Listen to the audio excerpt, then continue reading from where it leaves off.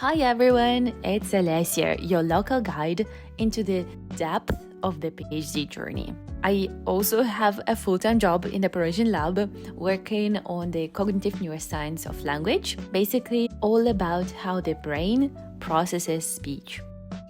I'm currently finishing my third year of the PhD program, and I'll be honest, I cannot believe it.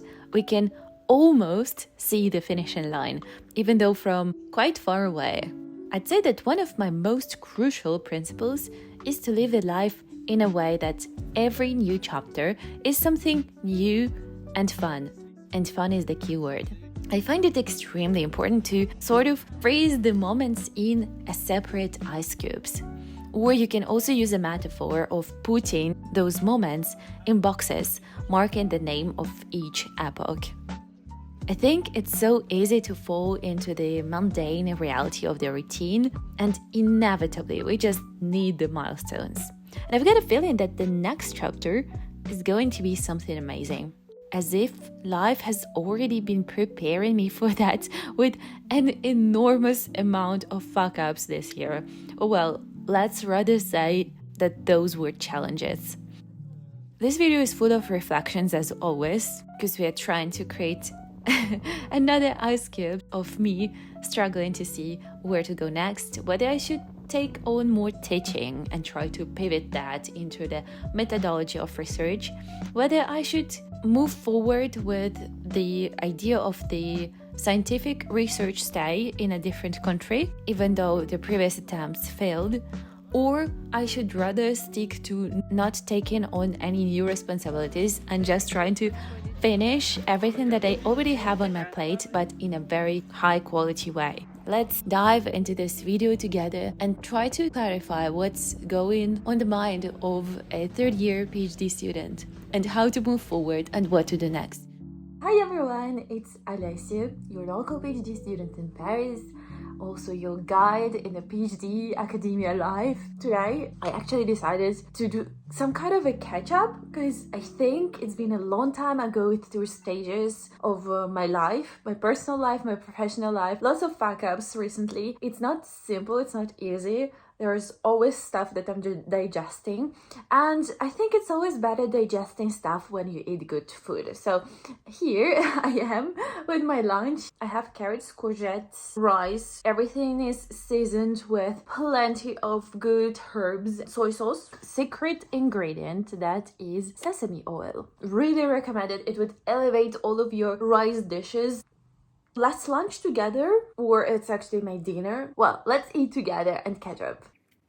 So as I mentioned, I'm going through stages of my life. I'm trying to rediscover myself as a person and trying to shift the work-life balance from 80% work up to the inverted ratio of those two. They always say you don't have to put all your eggs in one basket, and I think that's what I did a little bit with my professional life, and I'm currently struggling because work doesn't depend on me personally up to 100%, and there are other people involved and there are other circumstances that I cannot control, but I'm still very much dependent as a person on my work situation. It's not about contracts and being paid, but rather about my emotional state when I'm working, because also with PhD the deal is different, right? So it's not your 9-to-5 job, it's basically your life, at least it was for me. And recently, those several last months, I'm trying to shift it. Does it work? Not really, but I'm trying my best. I'm actually trying new hobbies, trying to move a lot, because traveling always gifts you some of the time and experience as if it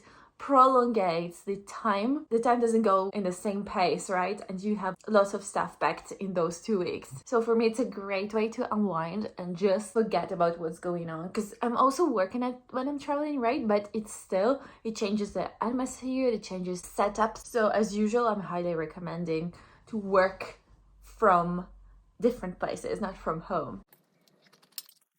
I've started to cook and eat more intentionally. It's also a part of rediscovering the different senses. Our brain gets pleasure from 5 senses, and if we can explore each of them, that means that we can get a lot more pleasure in our life, which is kind of the goal. So I told you in one of the previous videos that I didn't get the funding for the 4th year, which was a big fail. And it's not about the fact that it has happened, but it's about the process of overcoming this fail, because I'm not a perfectionist, but I want to take out all of the cases, which didn't happen this time, which is okay. You cannot always win. So my supervisor was actually super positive about this. She's prolonging my contract for the 4th year, so that should be right enough for me to finish my main project, potentially do at least 2 papers, and I'm overall pretty excited about the rest of the work.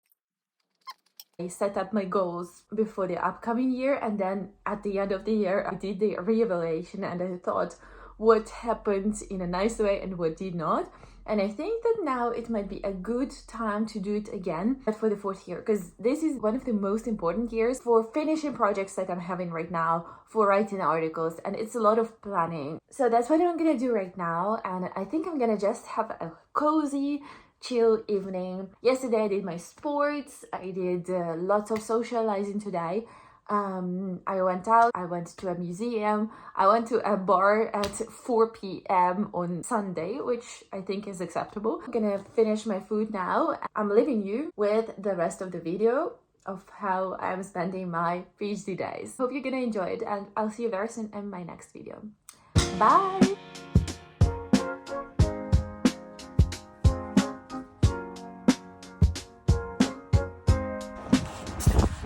An extremely important mission to get a flat that is only open on Sunday mornings. So we got it, and we got it. It is the second time I got mango and chocolate.